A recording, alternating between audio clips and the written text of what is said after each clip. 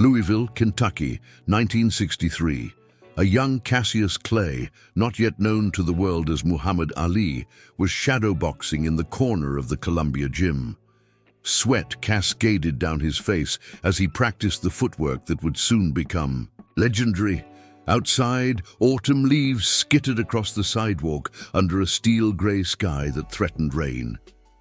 "Kid's got something special," muttered Angelo Dundee to himself as he watched his fighter move with a grace that belied his 6 feet. 3 inches frame. The gym smelled of leather, sweat, and ambition, the raw ingredients of boxing greatness. If this story has made you feel something, no matter how small, don't leave without giving back. Comment and tell me where you're watching this video from and subscribe to the channel. That evening, as streetlights flickered on across downtown Louisville, Clay sat alone in a diner, nursing a glass of water. The bell above the door jingled, and a man in an expensive suit slid into the booth across from him. He had sharp eyes, and the kind of smile that never quite reached them. "Mr. Clay," the man said quietly, extending a manicured hand. "Frank Carbo sends his regards."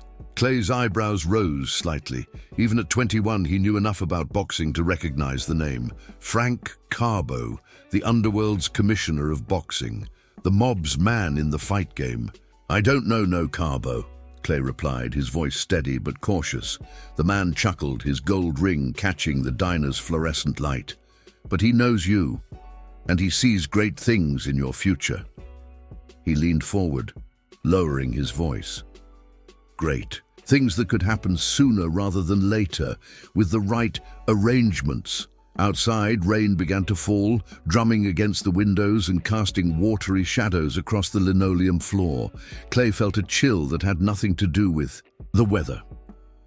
By 1964, Cassius Clay stood on the precipice of greatness. His February bout with Sonny Liston for the heavyweight championship of the world loomed just weeks away. The odds were stacked against him, 7-1 in Liston's favor. The champion was considered unbeatable, a fearsome force of nature.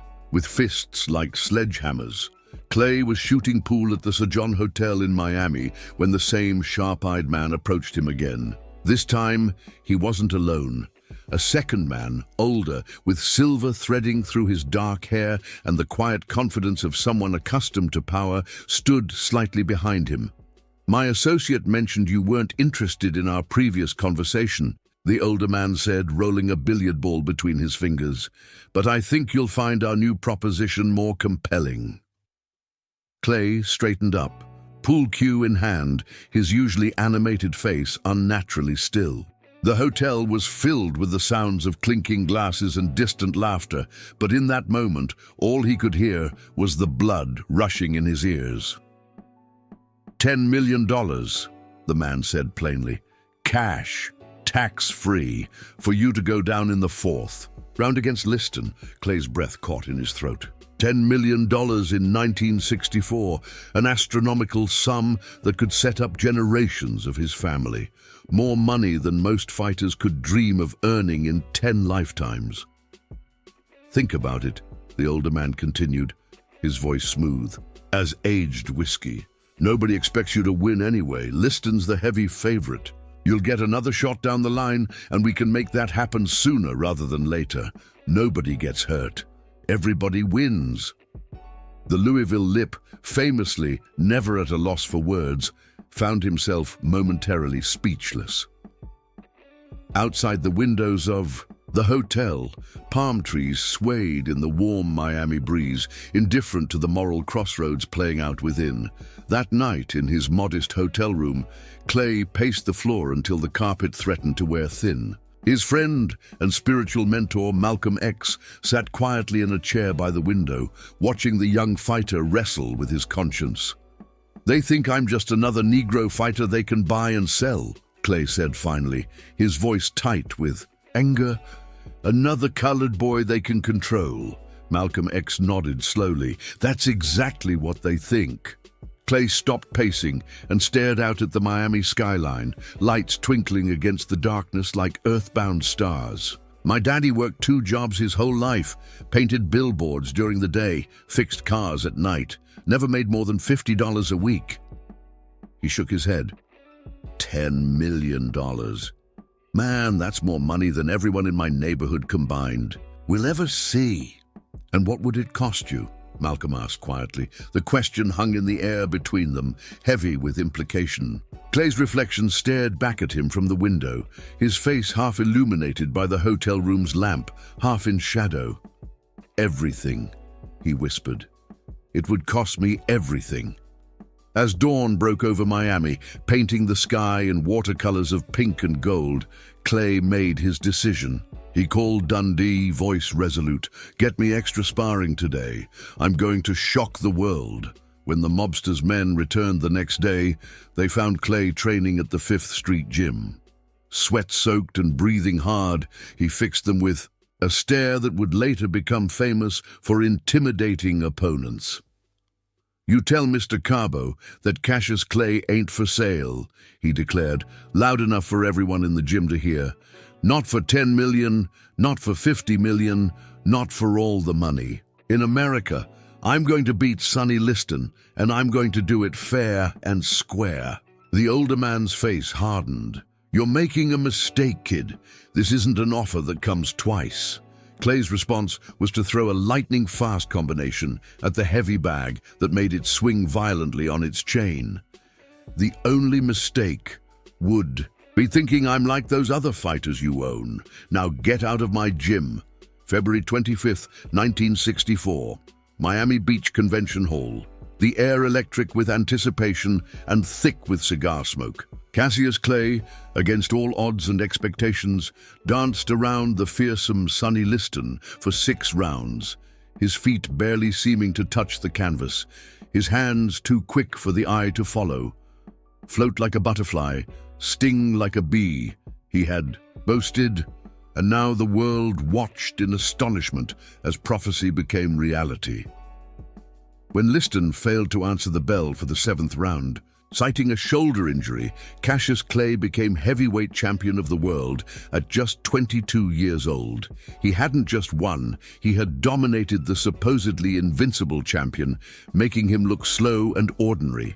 I shook up the world, Clay shouted to the reporters who swarmed the ring.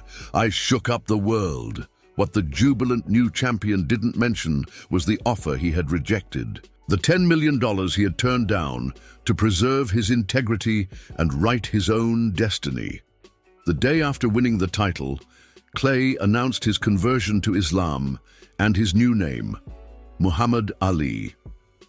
It was the beginning of a legacy that would transcend sports and make him one of the most significant cultural figures of the 20th century.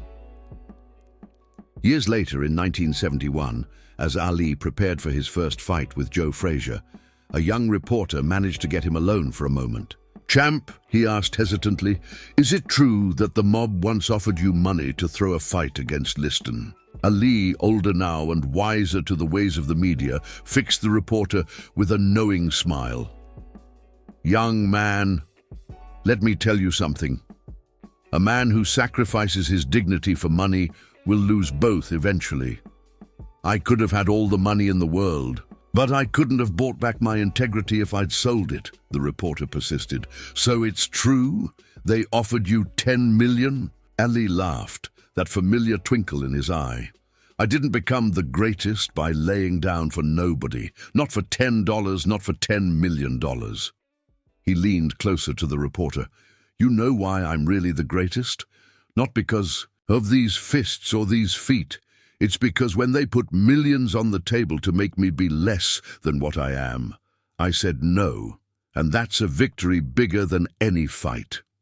As Ali walked away, his words echoed beyond that moment, beyond boxing, beyond sports itself. In a world where everything seemed to have a price, Muhammad Ali had proven that some things truly remained priceless.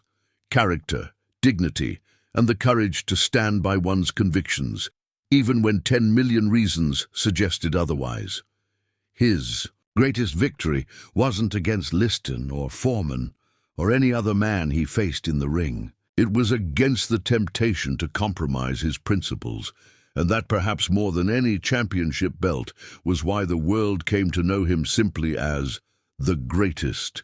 If you've made it this far and felt every word, don't leave without subscribing. I tell these stories with my heart in my hand to reach people like you, who feel, who get emotional, who live.